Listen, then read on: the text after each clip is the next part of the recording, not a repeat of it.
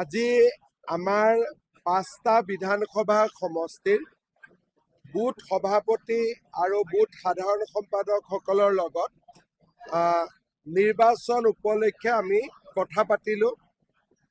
সকলো উৎসাহত আছে। আমি যি সাংগঠনিক কাম জানুৱাৰী আৰু ফেব্ৰুৱাৰীত হ'ব লাগে তাৰ বিষয়ে আলোচনা কৰিলোঁ আৰু সকলোৰে মনত উৎসাহ দেখি মই নিজেও উৎসাহিত হ'লোঁ।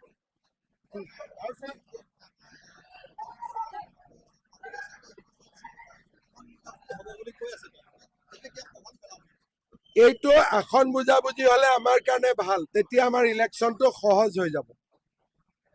যদি APSLC আৰু কংগ্ৰেছ একেলগে ইলেকশ্যন খেলে তেতিয়াহ'লে বহুত ভোট আমালৈকে শিফ্ট হ'ব। গতিকে দুইজনে একেলগে ইলেকশ্যন খেলিলে আমাৰ কাৰণে ভাল। এইটো মই ক'ব নালাগে, আপোনালোক যিহেতু কাৰ্বি আংলঙত থাকে আপোনালোকে নিজেও বুজি পায়।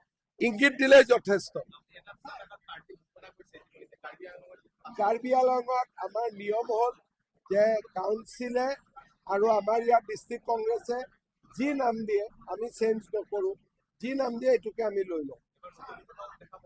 ডেফিনেটলি নতুন মুখ থাকিবই, কাৰণ ইয়াত এটা সমষ্টি বাঢ়িছে, গতিকে নতুন মুখ থাকিবই।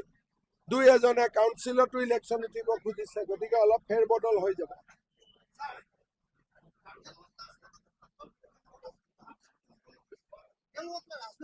তেওঁলোকক পলিটিকেল সেটেলমেন্ট লাগে, সেইটো কাউন্সিলৰ ইলেকশ্যনত তেওঁলোকে ৰাজনৈতিক সংস্থাপন পাব।